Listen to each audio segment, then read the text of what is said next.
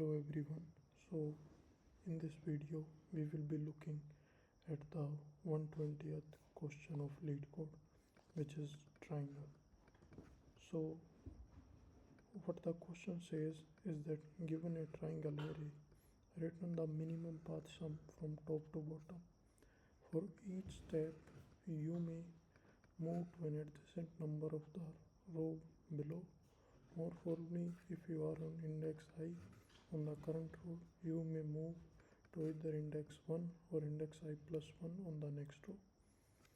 Okay, so what the question says is that we are going to start the traversal from the 0th index in the triangle, means from the first array in the triangle, and we can jump from the first element in that array to the next elements, but the index can either be same, like it can jump from 0 to 0 and 0 to 1.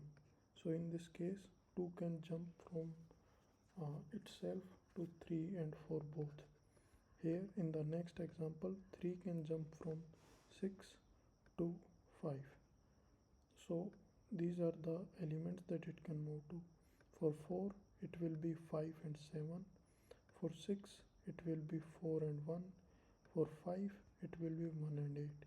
For 7 it will be 8 and 3. So it can either jump to either the index that is equal to it or to I plus 1. And I plus 1 is always going to exist because the number of elements are increasing by 1 on each level. So we will not be looking at the recursive memoization and tabulation solutions. We will be looking at the most optimized solution for this question, and I will try to explain it in the simplest word possible. So first what we can do here is that we have to go to each and every element in this triangle, because otherwise without traversing each and every element we will not be able to find the minimum sum. Okay, so we will traverse each and every one, and we will store in an array the sum of all the paths that it has taken, the minimum sum of all the paths that it has taken, and from those we will pick out the minimum and then return it. So let's see how we will do it. So first we will store the length of the triangle in an variable m. Then next we will create a dp, or we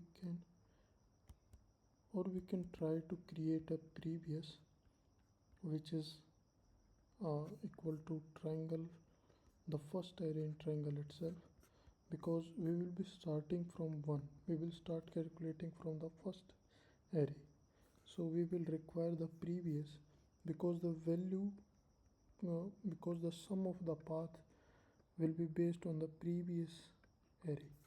I will show you how it is going to happen. So we will start from the first and we'll go to m, and next we will calculate the length of the array on that level. So for 1 it is going to be 2. Again we will run a for loop. For first we have to define a current array which will create the next prev. So I will show you what is going to happen. So next an array is going to be array. After the array we are going to run a for loop for the elements, and what we are going to do, if j is equal to 0, then in this case it would have traversed from 2 only, right? It won't be having minus 1 here because there is one less element. So for j0 and jn minus 1 we are going to have exceptions, but for others it is going to check for both these. So let's see, if it is 0 then the value is going to be whatever the current value is, and we will add the value from the previous path. So the path that we have taken previously. So we previous j, for if it is 0 then we can only take 0, right? So till 4 it is not going to take any other path other than zeros.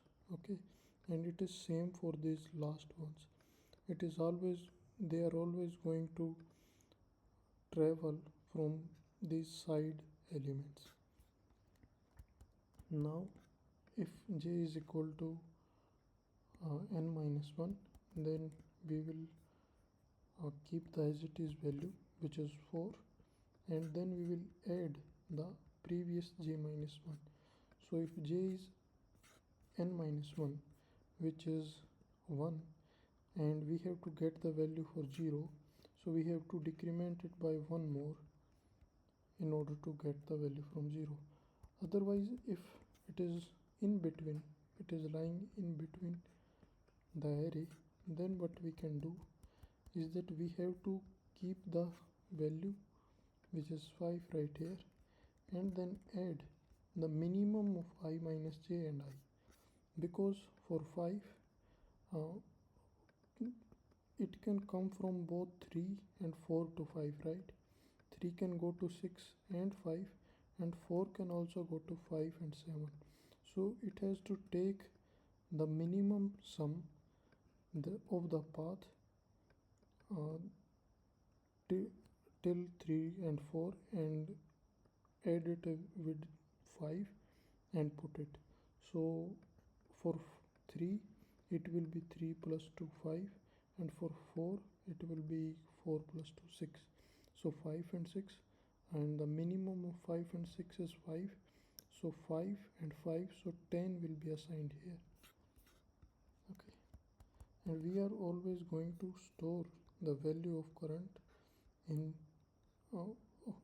store the value in current array. And at last what we are going to do, we are going to assign previous to current, right? And at last we are going to return the minimum of previous.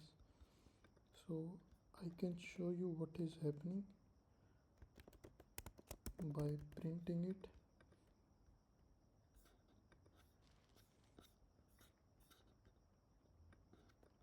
So you can see 5 and 6 got printed because 3 plus 2 is 5 and 4 plus 2 is 6. Then 11, 10, 13 got printed, which means 4, 6 plus 3 is it is going to be 6 plus 5 actually, because the previous sum was 5. So 6 plus 5 is going to be 11, and in the case of 5 it is going to take the minimum, which is 5. So 5 and this 5, which is 10, then it goes to 10. And 13, it is going to take this 6 and the existing value, which is 7, so it became 13. Now you have got it. For 4 it is going to 11 plus 4 15, and for 11 how it derived at 11 is 1, and it is going to take 10, which is coming from here, which is the minimum of this, and then 18 it is coming from 8, and then 10, which is minimum from here.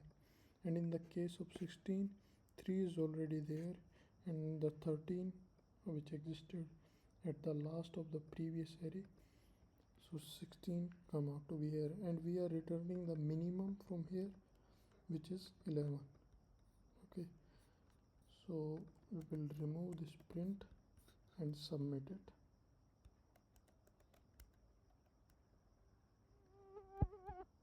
can see that it has been accepted, and the runtime and memory is pretty efficient.